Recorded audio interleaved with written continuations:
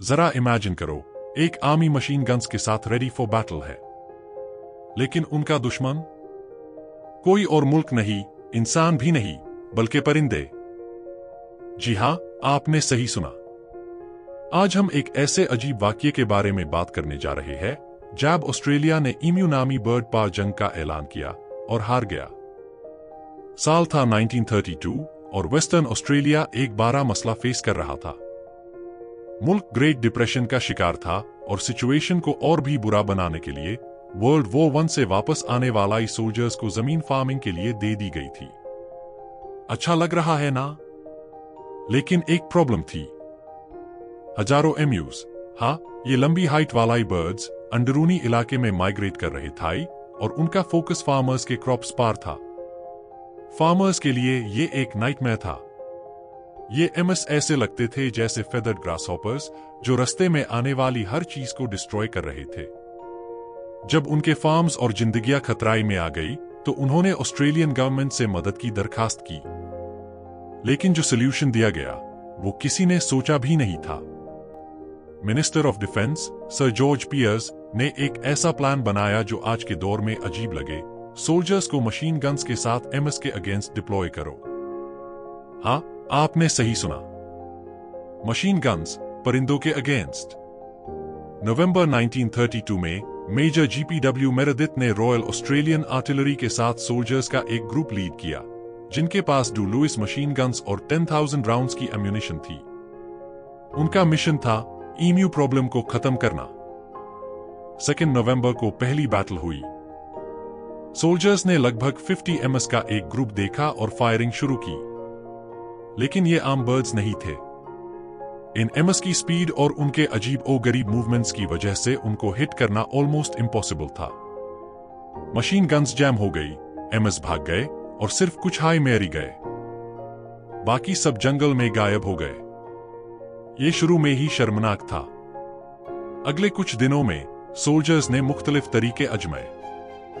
अनहोन ने पानी के कार्यों के पास एम्बुश लगाया, एमएस को ट्रक्स से चेस किया और दूर से फायरिंग की, लेकिन लगता था एमएस उन पर हावी है। एक सोल्जर ने कहा कि ये परिंदे ज़ुलू वॉरियर्स की स्ट्रैटेजी यूज करते हैं, छोटी छोटी ग्रुप्स में बात जाते हैं जिससे उन्हें टारगेट करना मुश्किल हो जाता है।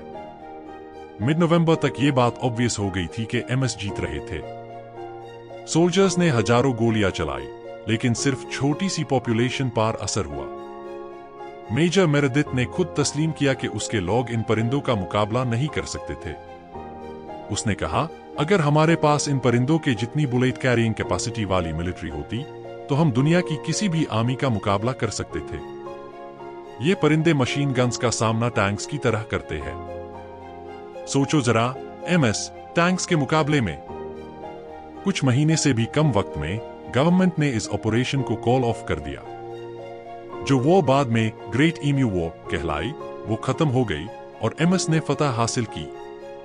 टोटल में सिर्फ 1000 से कम एमएस वर किल्ड, जबकि बाकी फ्लॉक, जो कि तकरीबन 20,000 था, अपना रैम्पेज जारी रखा। फार्मर्स को अकेला छोड़ दिया गया और आखिर में अनहोन फेंसिंग और दूसरे तरीके आजमाए ताकि अपने क्रॉप्स को बचा सके। वक्त के साथ एमएस की पॉपुलेशन फिर से इंक्रीज हो गई।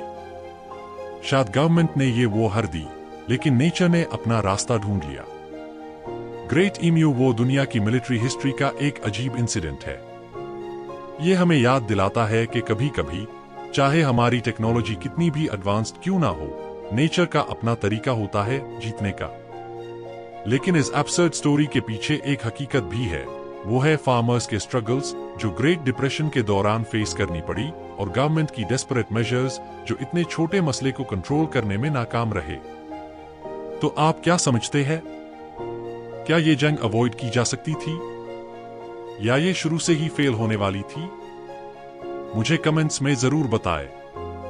और याद रहे, हिस्ट्री ऐसे ही कहानियों से भरी पड़ी है जहां अनएक्सपेक्टेड होता है और अंडरडॉग या इस केस में अंडरबर्ड जीत के आता है। शुक्रिया देखने के लिए।